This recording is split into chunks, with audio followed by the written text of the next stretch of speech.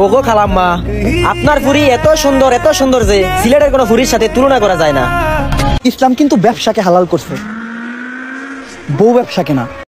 শুনো, যে দেশে আমরা বাস করি, দেশে চতুর্থ লিঙ্গের কিছু মানুষ আছে যাদেরকে আমরা টিকটকার নামে চিনি। তাদের একটা বৈশিষ্ট্য, তারা নিজেরা কামাই করে খেতে পারে না, তার জন্য তারা বিয়ে করে বউয়ের কামাই না। ভাই, এদেরকে হিজড়া বইলো না, তাহলেও হিজড়াদের অপমান করা হয়। তারাও তো মানুষ নাকি? এরা হলো চতুর্থ লিঙ্গের পোলা। এরা দিনে করে টিকটক, রাতে করে চুরি, বিয়ে করে বউয়ের কামাই খায়, দাবি করে আমি ব্যবসায়ী। আরে বোকাচোদা, তোরাই তো বাংলাদেশের নাম্বার 1 ব্যবসায়ী, যে ব্যবসার নাম হলো বউ ব্যবসায়ী।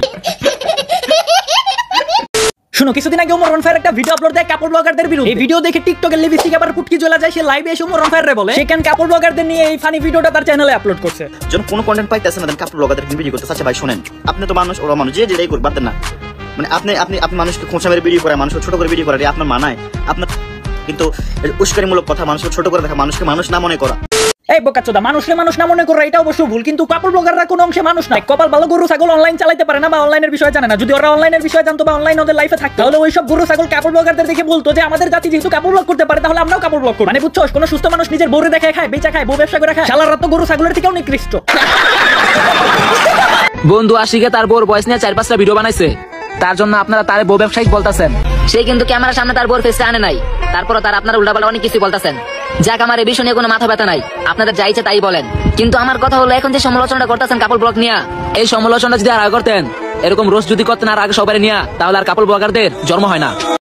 এই বোকাচোদা, টিকটক করতে করতে মাথার গিলো তো পাশে নিয়ে আইসা পড়ছে। রোস্টাররা তো শুরু থেকে কাপড় ব্লগারদের রোস্ট করতেছে। তোর বন্ধু আশিক না ফাঁসি, এই পর্যন্ত তো বিয়ে গুলো 2 দিন আগে, তো কাপড় ব্লগই করতেছে 2 দিন আগে থেকে। আর আমরা কাপড় ব্লগ শুরু থেকে আমরা রোস্ট করতেছি। কাপড় ব্লগ যে ইসলামে হারাম, বউ দেখে যে ব্যবসা করে খাওয়ান চোদাইতেছে বোকাচোদাগুলো। তো রোস্ট করার পরও কোনো কাজ হয় না ভাই, কারণ ওদের তো গন্ডারের চামড়া, ওদের শরম লজ্জা বলতে কিছু। কারণ কাপড় ব্লগাররা সব শরম লজ্জা পুটকির নিচে নিয়ে ঘুরে। জন্মের পর থেকে ওদের শরম লজ্জা ওদের পুটকির ভিতর দিয়ে ঢুকে গেছে। আবার কি বললি বোকাচোদা, তোর বন্ধু নাকি তোর বন্ধুর বউরে ক্যামেরার সামনে আনে নাই? বন্ধু আশিকে তার বউর বয়স নিয়ে 4-5টা ভিডিও বানাইছে, তার জন্য আপনারা তারে বউ ব্যবসায়িক বলতাছেন। সে কিন্তু ক্যামেরার সামনে তার বউর ফেসটা আনে নাই। আচ্ছা, এই বোকাচোদা, তোর হইলো টিকটকার, তোদের চোখগুলো গুয়ার ভিতরে থাকে, বুঝছস না? তুই যে বললি তোর বন্ধুর বউরে ক্যামেরার সামনে আনে, জাস্ট 2-3টা ভয়েস দিয়ে ভিডিও বানাইছে। এই বোকাচোদা খারা তোরে, তার জন্য আপনারা তারে বউ ব্যবসায়িক বলতাছেন। সে কিন্তু ক্যামেরার সামনে তার বউর ফেসটা আনে নাই। रुको जरा, सबर करो, बोला धक्का मुक्की नहीं करने। ওগো খালাম্মা, আপনার ফুরি এত সুন্দর যে সিলেটের কোনো ফুরির সাথে তুলনা করা যায় না। এখন তুই তোর এই খালাম্মার মায়াডারে শাওয়ার ভিতর ঢুকে বা ফালাইয়া দে, তারপরে ভাই অনলাইনে এসে ব্যবসা চোদাই খাই। বিয়ের পরে কিছুদিন তো তুমি 2-4টা ভিডিও বানাইলা বউয়ের ভয়েস দিয়া, ওফ কি ভিউ। এখন বাংলাদেশেও যে বউ আনবক্সিং হয়, এটা তোমাদের আলাদা করে বুঝাতে হবে না। তোমরা দেখতে পারো এই আশিক না ফাঁসি, এই বোকাচোদাই প্রথমে বউয়ের ভয়েস দিছে, এখন বউয়ের চেহারা আস্তে আস্তে ভিডিওর মাধ্যমে প্রকাশ করতেছে। বউ আনবক্সিং, বোকা পাবলিক। জাস্ট কিছুদিন ওয়েট করো, বউয়ের শাওয়ার দিকে চেহারা সবকিছু তোমরা দেখতে পারবা ভিডিওর মাধ্যমে। টিকটকার। আচ্ছা।